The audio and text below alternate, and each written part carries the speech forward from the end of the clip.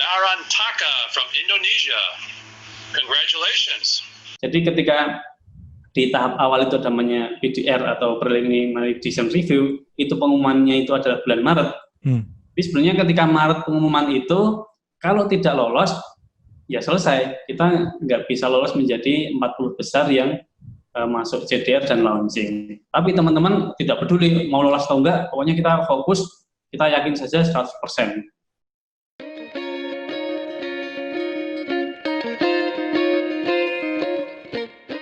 Halo para penonton Tagar TV, kembali ketemu lagi dengan saya Yosi Girsang dari Tagar. Kali ini menarik sekali topik kita karena kita berhasil mengundang dari Universitas Gadjah Mada, yaitu tim yang berhasil memenangkan salah satu kompetisi internasional, yaitu dari tim Aerospace UGM, di mana mereka pada tahun 2020 ini berhasil meraih peringkat 2 dunia sebagai juara di kompetisi United States Annual Student CanSat Competition 2020. Kali ini kita mengundang dua narasumber, yaitu yang pertama kita perkenalkan ada Pak Catur Atmaji, beliau adalah dosen pembimbing dari Aerospace Team. Halo Pak Catur. Selamat siang Pak. Selamat siang Pak Catur. Terima kasih waktunya. Dan yang kedua adalah Muhammad Diva. Beliau adalah technical lead dari Narantaka, salah satu tim atau divisi internasional di Aerospace Team, dan sekaligus mahasiswa di Universitas Gadjah Mada. Halo Mas Diva. Ya, halo. Mas Diva, dan saat ini mahasiswa di jurusan apa kalau boleh tahu? Saya di Teknik Elektro UGM. Oke, kalau Pak Catur berarti dosen di Teknik Elektro juga ya Pak? Oh tidak Pak, saya di Fakultas MIPA, di Departemen Ilmu Komputer dan Elektronika. Oke, jadi dari berbeda ini Pak ya, departemen malah ya, berkumpul di Aerospace Team ya? Iya Pak, dari berbagai fakultas malah, nggak cuma departemen. Oke, dari berbagai fakultas. Wow, keren sekali ya, berarti ada beberapa jurusan yang berbeda di dalamnya bekerja sama. Nah, mungkin saya tambahkan sedikit bahwa kompetisi yang diselenggarakan oleh American Astronautical Society ini itu merupakan kompetisi rutin yang diadakan setiap tahunnya, namun dengan misi yang berbeda. Nah, di mana kali ini tim dari Narantaka itu mengikuti kompetisi dengan misi Delta Wing Glider, yaitu setiap tim berpartisipasi harus mampu untuk menciptakan wahana muatan roket yang dapat mengirimkan data atmosfer. Mungkin dari Pak Catur dulu, mungkin bisa dimulai Pak. Awal bagaimana mengajak mahasiswanya untuk bisa bergabung dalam kompetisi ini Pak? Apa yang dilakukan Pak? Oke, sebenarnya kita ada di tim ini Pak, Gadjah Mada Aerospace Team atau GMAT nama timnya itu. Sebenarnya tim secara keseluruhan itu merupakan tim yang di bawahnya itu teman-teman mahasiswa dengan dibantu oleh Dirjen Pembimbing itu terlibat dalam kompetisi-kompetisi terkait kedirgantaraan. Jadi itu sebenarnya mulai dari 2008 ketika ada kompetisi muatan roket dari LAPAN. Nah, kemudian GMAT ini dibentuk beberapa tahun kemudian untuk memfasilitasi agar teman-teman ketika berkompetisi ini lebih matang dan hasilnya itu juga bagus. Kemudian di tahun 2018 itu dari tim GMAT ini kita ingin mengikuti kompetisi yang internasional. Nah, tahun itu kita ikut kompetisi GSBC atau Global Space Balloon Challenge. Itu kompetisi internasional di mana tahun itu kita mendapatkan second best design. Itu juga kompetisi internasional yang diselenggarakan di Amerika. Nah, kemudian di tahun 2019 kita ingin mengikuti kompetisi internasional lain. Jadi caranya seperti itu. Selama beberapa tahun kita ingin maju, nggak cuma kompetisi yang ada di Indonesia.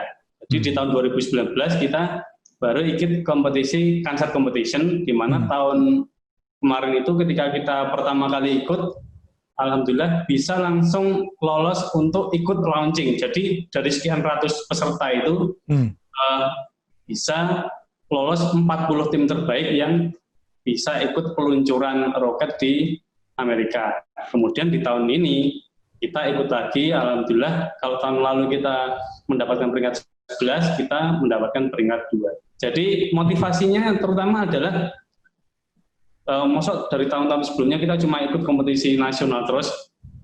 Bagaimana kalau kita ikut kompetisi internasional, ilmu-ilmu yang kita miliki di bidang kedirgantaran itu kita terapkan, bagaimana hasilnya? Oh ternyata alhamdulillah teman-teman mahasiswa itu ketika kita ajak semangatnya sangat tinggi dan hasilnya juga di tahun kedua ini cukup baik.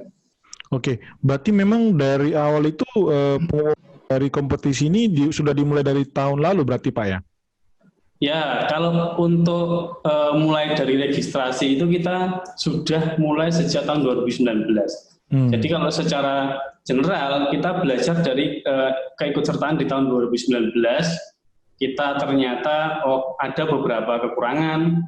Tentu saja misinya berbeda ya, sangat berbeda dibandingkan tahun 2019. Jadi tahun 2020 ini kita benar-benar teman-teman sangat-sangat hati-hati dan penelitiannya sangat jangka panjang. Jadi mungkin kita bisa dikatakan curi start gitu ya. Jadi ketika registrasi itu kita benar-benar teman-teman benar-benar serius sehingga sampai ketika di bulan Maret itu ada stop aktivitas karena pandemi corona, ya bisa dikatakan kita sudah 80% lebih siap. Jadi sudah prepare ya Pak, karena memang GMAT ini pun sudah dimulai dari 2008 ya Pak. Mungkin saya ke Mas Diva dulu nih. Mas Diva kan sekarang mahasiswa tingkat berapa Mas? Saya tahun keempat sekarang. Oh, berarti udah mau lulus juga ya. Nah, ya. Mengikuti di tim GMAT ini mulai tahun berapa atau mulai tingkat berapa Mas? Saya dari tingkat 2 tahun 2017 sudah mulai ikut pendaftarannya oprek-oprek karena memang saya tertarik juga tentang GMAT ini, GMAT Aerospace Team. Jadi saya sudah tingkat 2 sudah bergabung dengan GMAT. Oke, itu ada syaratnya gitu. Kalau misalkan ini kan mahasiswa UGM banyak tuh ya, ribuan satu angkatan gitu ya. Itu ada syaratnya nggak kalau kita mau bergabung dalam aerospace GMAT Team ini Pak, Mas? Ada. Nanti biasanya dari tim sendiri tiap tahun akan rutin melakukan open recruitment. Jadi nanti selain ada syaratnya, kami juga diberikan tugas dan juga tes untuk menentukan apakah mahasiswa tersebut layak masuk tim atau tidak. Begitu. Oke. Nah kalau tim spesifik tim Narantaka ini sendiri, itu awalnya gimana membentuknya? Apakah dari Pak Catur yang menentukan sampai akhirnya kan kalau nggak salah timnya ada beberapa orang ya? Dan akhirnya technical lead-nya Mas Diva sendiri. Gimana proses pembentukan tim ini Mas? Sebenarnya tim Narantaka sendiri baru dibentuk tahun ini untuk khusus mengikuti CANSAT competition ini. Jadi tahun lalu ketika pertama kali mengikuti CANSAT competition masih menggunakan tim nasional, sehingga tahun ini dibentuklah tim internasional sehingga dari visi dan misi dan juga aturan-aturannya dapat terpisah sendiri, sehingga kita bisa lebih fokus dengan kerjaan kita. Begitu. Itu kan internasional kan berarti kan kompetisi yang nggak mudah ya, diikuti dari mungkin berbagai negara, berbagai universitas. Itu kok Mas Diva akhirnya mau bergabung, apa yang menjadi motivasinya? Saya sendiri tentunya sangat tertarik dan juga sangat ingin sekali mengikuti kompetisi internasional, karena dari dulu ingin at least menjuarai satu kompetisi internasional gitu. Sehingga dan saya juga punya pengalaman dari tahun lalu sehingga saya mau jadi technical lead di tahun ini. Oke. Nah ini Pak Catur, ini kan berarti di luar tugas Bapak juga sebagai dosen sehari-hari ya Pak, yang tentunya itu juga tidak mudah ya, apalagi dengan situasi pandemi ini. Saya nggak tahu di UGM mungkin juga tetap online ya Pak ya, sistem mengajarnya ya. Nah, bagaimana Pak Catur membagi waktu untuk tetap memberikan monitoring, memotivasi tim Narantaka, tapi di satu pihak yang lain tetap melaksanakan tugas sehari-hari sebagai dosen di UGM, Pak? Sebenarnya kalau kita di UGM ini keuntungannya adalah teman-teman mahasiswa itu adalah teman-teman mahasiswa yang dia itu mandiri dan sangat-sangat super gitu. Apalagi ketika masuk ke tim GMAT ini yang kemudian dibentuk lagi tim Narantaka untuk tim internasional ini, teman-teman itu sudah merupakan teman-teman yang pilihan dan sudah kita pegang komitmennya. Alhamdulillah teman-teman jalan sampai di akhir, komitmennya tetap jalan. Jadi kita monitoringnya kalau di sebelum pandemi itu ya kita rutin ketemu di lab, diskusi dan seterusnya. Kemudian ketika di masa pandemi ini kita beberapa kali menggunakan online meeting. Dan sebenarnya terkait dengan ini kita juga secara tidak formal, yang formal pembimbingnya hanya saya, tapi juga secara tidak formal kita ada tim pembimbing yang membantu di bidang aerodinamis, karena di sini ada aerodinamisnya dari dosen teknik mesin ada Pak Mademiasa. Oke, Pak, mungkin Mas Diva juga bisa menjawab, menambahkan juga nanti apa tantangan dari persiapan hingga ada keyakinan bahwa nanti tim ini bisa memperoleh prestasi yang lebih baik dari sebelumnya, Pak? Apa tantangan yang dihadapi oleh tim sih? Ya, sebenarnya kalau kita melihat dari yang sebelumnya, tahun-tahun sebelumnya itu dari universitas di Turki itu mereka sangat-sangat bagus. Jadi kita nggak tahu kalau tahun 2019 itu dari 5 besar itu kalau nggak salah ada 3 ya. Ya. Itu ada yang dari Turki itu 3 besar. Nah ternyata mereka itu memang sangat bagus, sangat serius. Nah sebenarnya kalau kita lihat di kompetisi Kenset ini tidak hanya sekedar kita membuat muatan gitu ya, tapi ada tahapan-tahapan yang harus dipatuhi seperti ketika kita merancang satelit beneran, meskipun kita tidak merancang. Kan Kenset kan sebenarnya satelit kaleng ya. Nah, secara general itu kan tahapannya banyak. Ada tahapan mulai dari penetapan misi, yang mana ini misinya sudah ditentukan oleh panitia. Kemudian ada tahap preliminary design, itu memang di perancangan satu itu memang ada. Kemudian di critical design review itu juga memang harus ditaati dengan sangat-sangat hati-hati. Kemudian juga nanti pengujian-pengujiannya itu juga harus hati-hati. Nah, tantangannya tentu saja pertama dari pengalaman teman-teman itu kalau yang tahapan seperti itu masih kurang, tapi saya kira dari pengalaman sebelumnya meskipun tidak berbentuk tahapan yang sama persis, tapi pengalaman-pengalaman teknisnya itu mereka ada. Jadi ketika di Kenset ini itu pengalaman urutan-urutan yang metodologis itu harus benar-benar ditulis dan dinyatakan untuk ikut kompetisi, ya mereka punya pengalaman teknis. Sekarang bagaimana kalau kita wujudkan dalam bentuk dokumen yang rapi dan juga teknisnya tetap harus bagus. Nah itu tantangannya untuk membuat dokumen itu juga harus ada. Kemudian tantangan yang teknis tentu saja karena tidak seperti kompetisi yang di Indonesia, yang kompetisi muatan roket yang di Indonesia, di mana misinya itu hampir sama setiap tahun. Nah, kompetisi ini unik sekali, setiap tahun itu tantangannya pasti berbeda. Tahun lalu itu, jadi sebenarnya Kenset itu seperti ini, kita bikin muatan yang ditaruh di dalam roket, ketika roketnya terbang, muatannya lepas, muatannya itu akan menjadi wahana yang baru. Nah, tahun lalu wahana yang baru itu berbentuk suatu wahana yang memiliki baling-baling. Sekarang dia adalah Delta Wing Glider. Tantangannya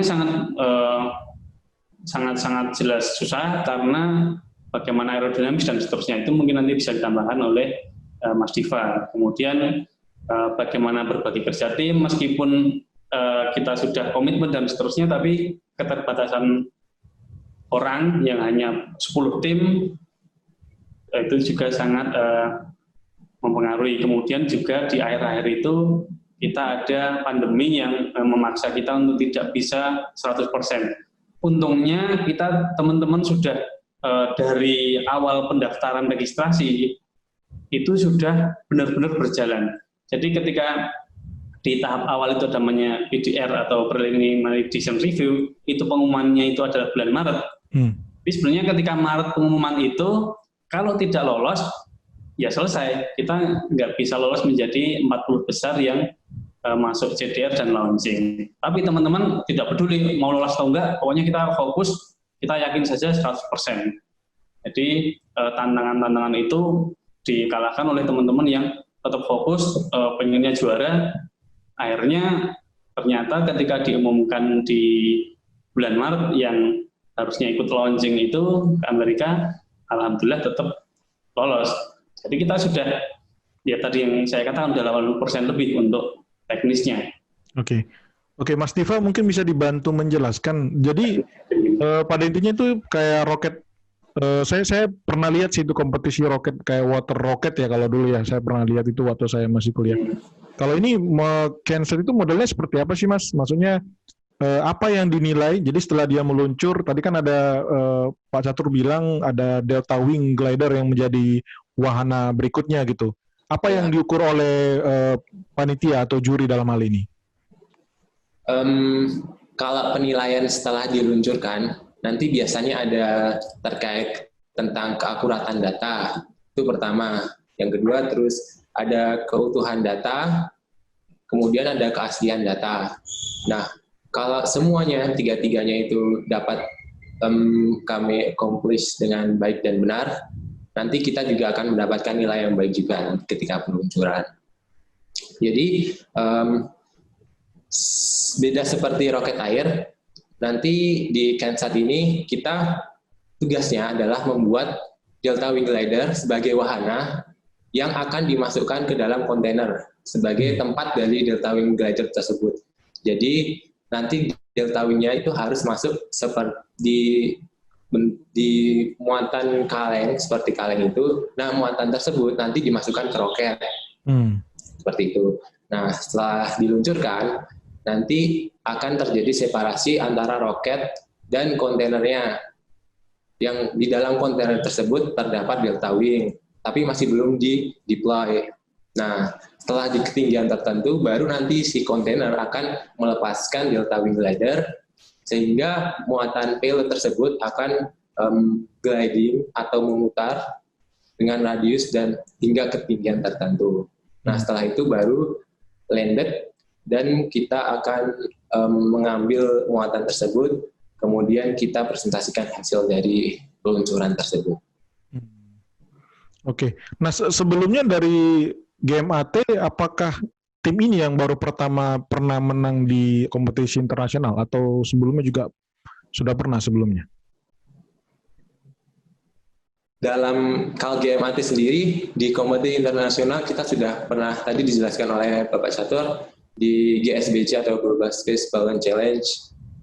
Tapi kalau dari tim dari UGM yang lain, Mas, ada banyak ya Pak ya? Jadi kalau di UGM itu banyak tim, GMAT itu khusus yang di bidang aerospace atau kedirgantaraan. Jadi kalau di GMAT sendiri, kompetisi internasional kita ikut, saat ini kita ikut 2, Global Space Balloon Challenge itu, atau GSBC, yang mana yang tahun 2020 ini belum terlaksana, tapi kita udah ikut di tahun 2018 dan 2019. Sedangkan CanSat Competition itu kita ikut di tahun 2019 kemarin.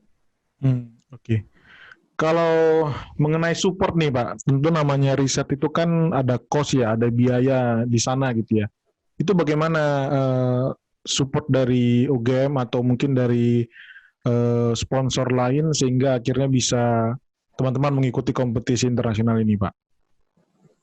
Kalau dari UGM, pertama yang jelas adalah di UGM ada yang namanya Ditmawa atau Direktorat Kemahasiswaan. Mereka sangat support, mereka memberikan ruangan meskipun dengan keterbatasannya. Kemudian kita juga karena tadi kita sampaikan bahwa teman-teman mahasiswa itu ada dari 3 fakultas.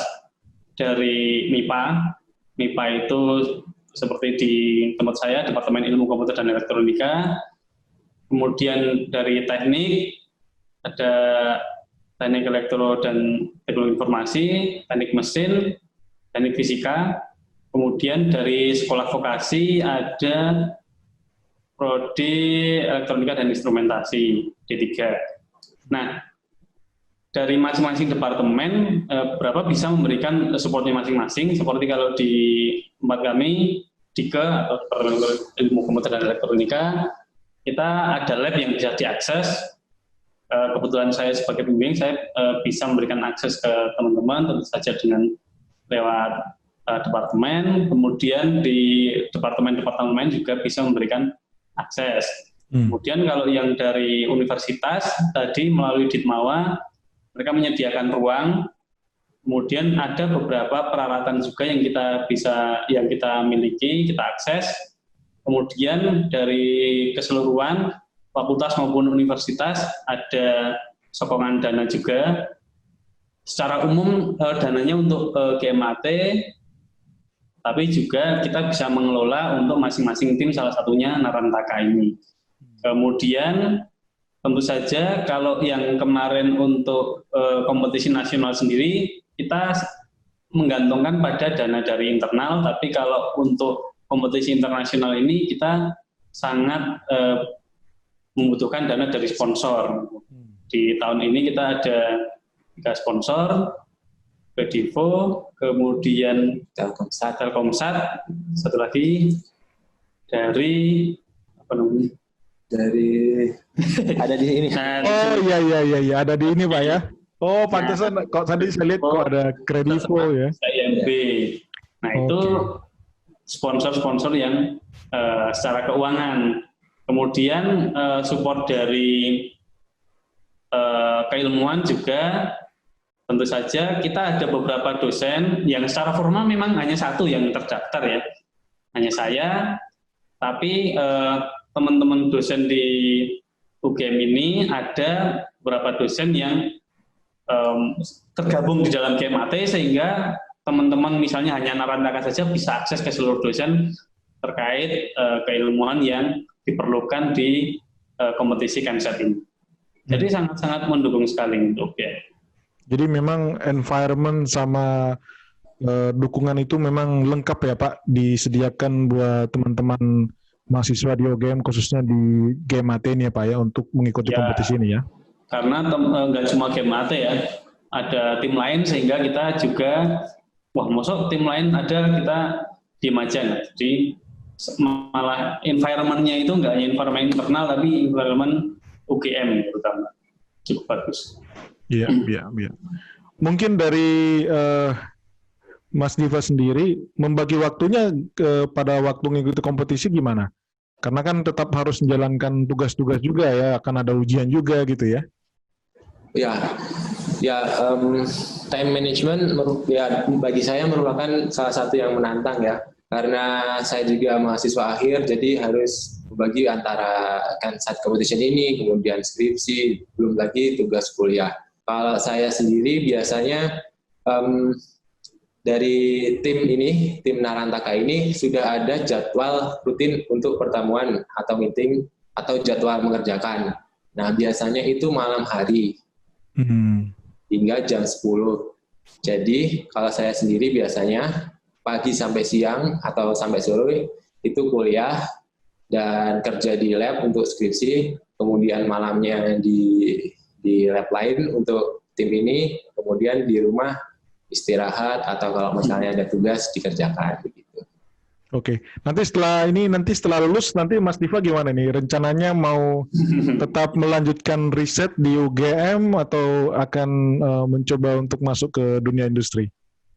Kalau saya sendiri inginnya lanjut di luar negeri, lanjut belajar lagi di luar negeri. Ambil master ya gitu ya?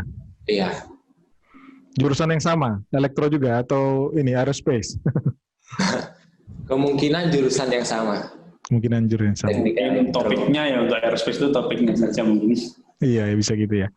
Oke, ini Pak Catur, mungkin karena kita yakin ini bisa menginspirasi teman-teman mahasiswa ataupun tim-tim dari universitas lain di Indonesia, kita berharap semakin banyak mahasiswa-mahasiswa kita maupun kampus-kampus kita di Indonesia yang berprestasi di kancah internasional. Mungkin dari Pak Catur sendiri, ada nggak Pak tips-tips atau pesan-pesan yang bisa di-sharingkan kepada para penonton kita nantinya, baik di internal UGM sendiri, saya yakin lingkungannya juga cukup besar, tapi juga mungkin pada umumnya kampus-kampus lain, universitas baik yang negeri maupun swasta, Pak. Apa tips-tipsnya supaya bisa mengikuti kompetisi internasional seperti ini, Pak, dan menjadi pemenang? Kalau tips mungkin ini ya, tidak terlalu banyak ya. Tapi yang jelas adalah keinginan untuk maju itu harus muncul. Jadi memang teman-teman GMAT sendiri ketika ingin ikuti kompetisi internasional adalah pengen maju, nggak hanya ikut di kompetisi nasional. Tentu saja kerjasama tim harus bagus. Selain dari individu tadi, juga komitmen teman-teman bagaimana agar bisa maju bersama di dunia kerja. Tentu saja kerjasama itu adalah sesuatu yang sangat mutlak, tidak hanya sendiri-sendiri. Kemudian kalau teman-teman ingin sudah terlibat di kompetisi terus ingin kompetisi internasional, nggak usah ragu-ragu, silahkan amati bagaimana bentuk kompetisinya. Wah, saya ingin maju, ajak teman-teman yang memiliki visi yang sama atau diajak untuk dikompori untuk ikut, karena biasanya tidak semua itu tiba-tiba pengen ide untuk ikut maju, tapi diajak untuk maju bersama. Kemudian sebenarnya gini, kalau yang terutama untuk kompetisi Kemset ini tantangannya memang adalah dana.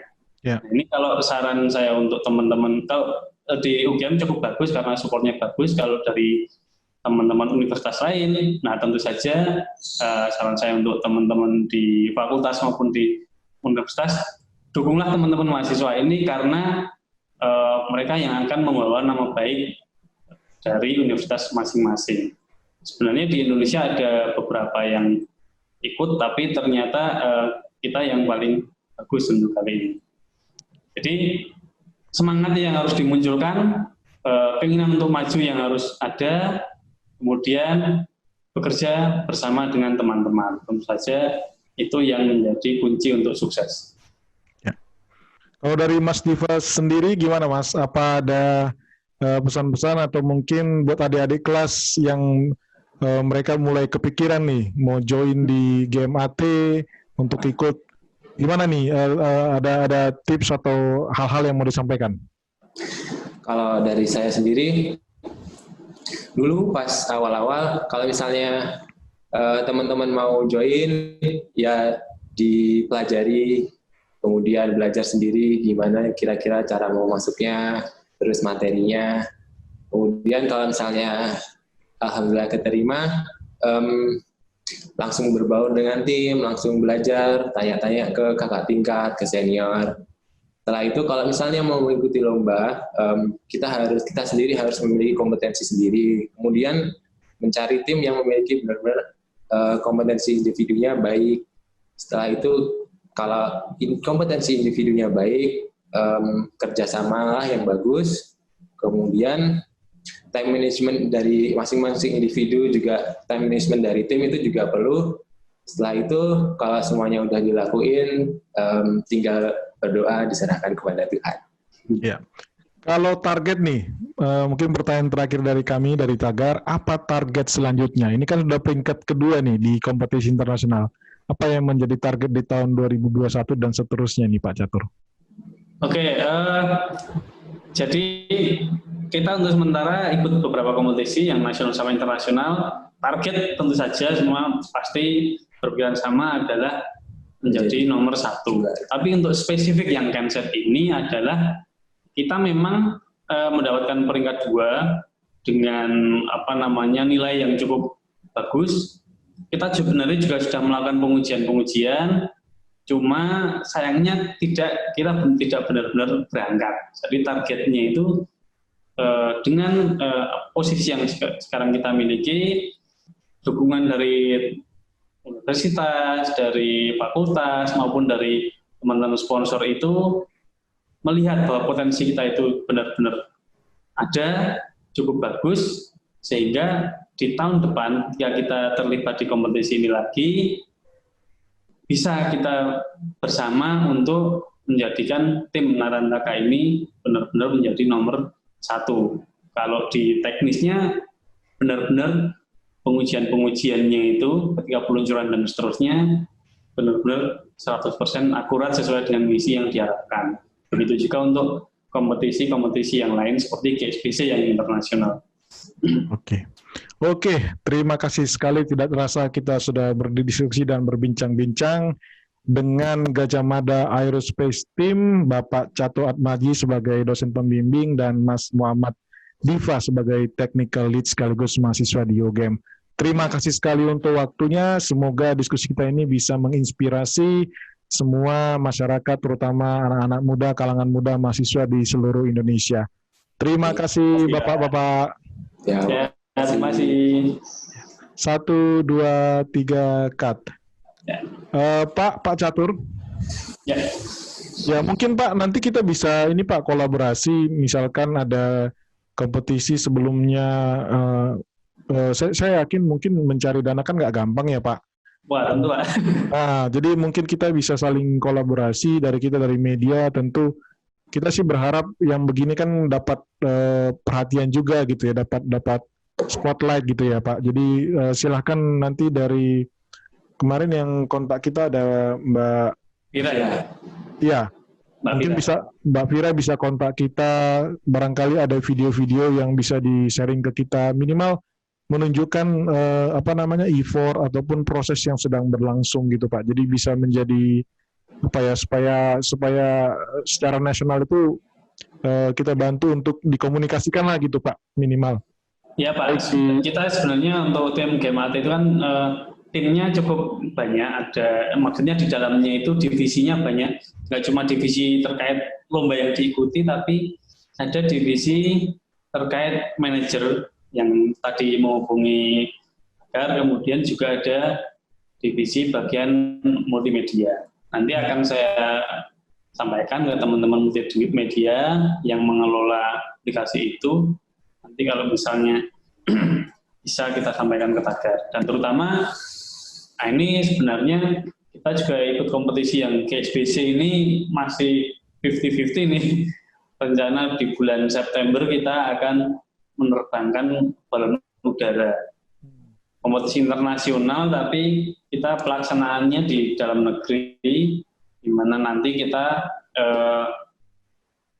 sampaikan data hasil penerbangan kita itu, baik berupa dokumentasi foto, video, maupun sebenarnya data-data yang kita terbangkan. Itu 2 tahun terakhir kita ikuti, ini tahun ketiga. Iya. Ya kita mungkin bisa support nanti dari sisi medianya Pak, untuk supaya teman-teman bisa lebih kenal lagi di nasional lah gitu. Karena ini menurut kita ini prestasi yang luar biasa sekali dan kita bangga Pak kalau dari teman-teman mahasiswa dari kampus-kampus kita di Indonesia bisa mencapai sampai ke prestasi seperti ini Pak, dan kita harus support gitu Pak. Itu dari pimpinan kita pesan yang disampaikan Pak, kurang lebih gitu. Ya, sampaikan terima kasih Pak. Oke, terima kasih ya Pak Catur, terima kasih Mas Diva, semoga sukses terus untuk tim GMAT-nya ya. Ya, mohon supportnya. Selamat siang. Selamat siang.